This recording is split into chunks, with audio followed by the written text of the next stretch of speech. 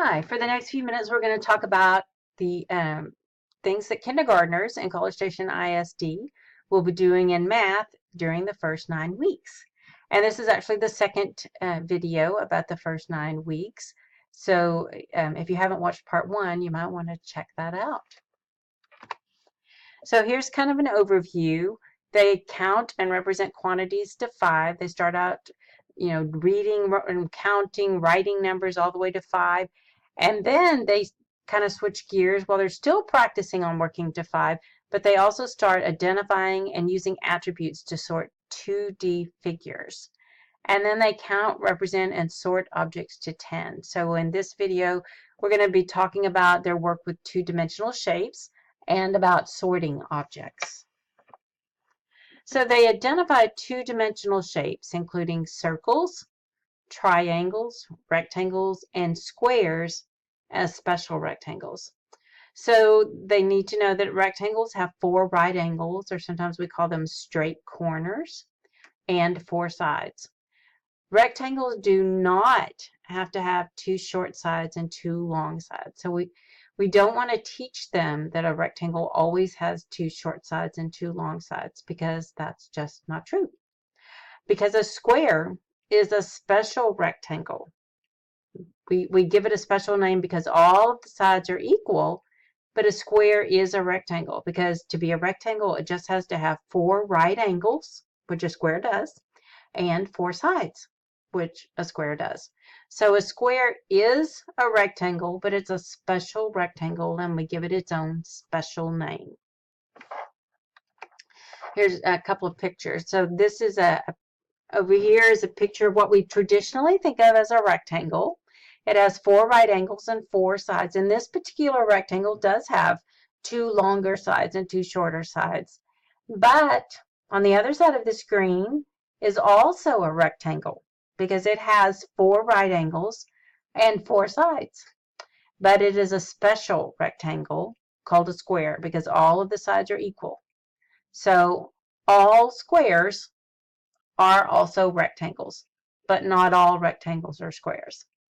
I know that that is probably different than some of you are used to thinking about rectangles and squares, but it is important that we make sure that our students understand that a square is a special rectangle, because as they progress through school, it can cause some confusion, and they will have to unlearn it and relearn the definition of a rectangle if they only think that a rectangle has 2 shorter sides and 2 longer sides. They identify the attributes of two-dimensional shapes using informal and formal geometric language interchangeably.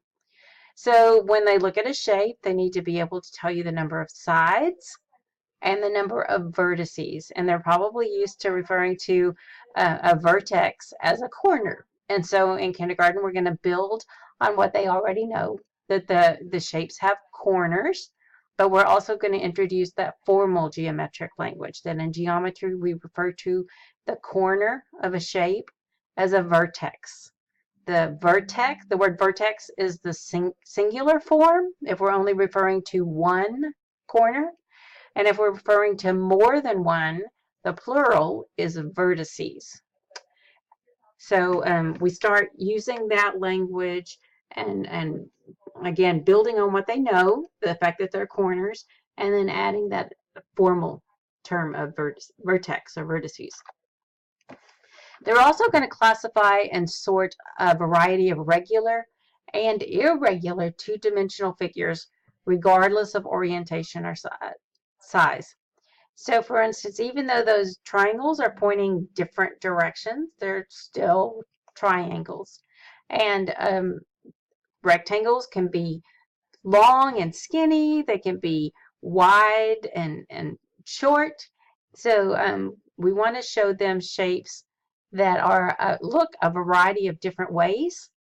But we recognize that if it has 4 right angles or 4 straight corners and 4 sides, it is a rectangle, regardless of whether it's short or fat or wide, skinny, or whether the sides are the same, all the same length or not the same length, then it's still a rectangle.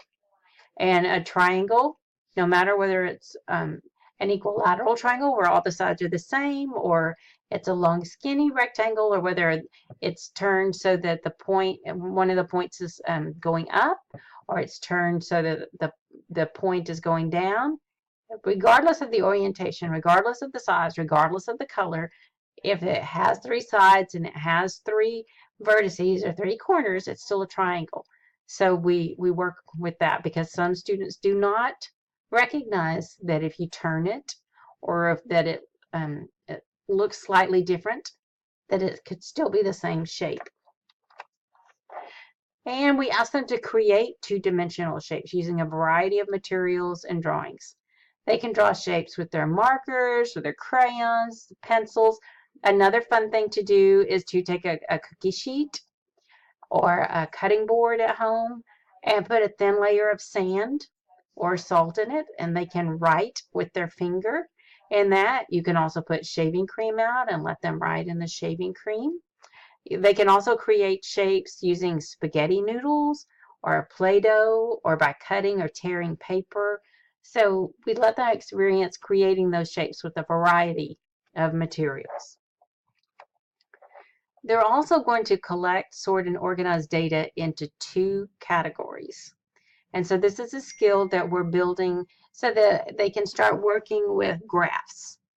But when we do this, when they're sorting things and counting things to sort them, we're going to stick to their range of number. So if they can only count to 5, then we're not going to give them more than 5 things to count. Or if they built up and now they're able to count to 10, we're going to stick within that range of number. So you can start thinking about things that they could sort into 2 categories. Maybe you have some red beans and some pinto beans in your kitchen, and they could sort those into 2 different groups. Buttons with 2 holes and buttons with 4 holes if you have a button jar laying around.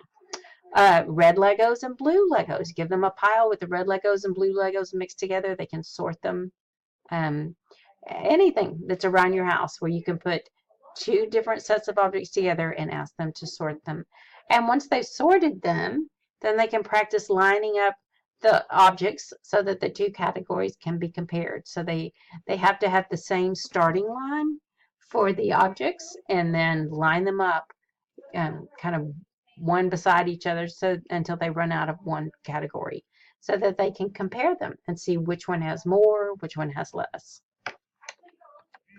So thank you for listening. There's going to be a video about what's going on in math in kindergarten for each of the 9 weeks, and many times it's broken down into 2 or more videos so that they're not quite so long. So keep checking back to our channel, and if you have any questions, contact your child's teacher or the math specialist from your child's campus. And if you go to this website, you'll see a list of all the math specialists from the different campuses, so that will help you know who to contact if you want to get in touch with the math specialist.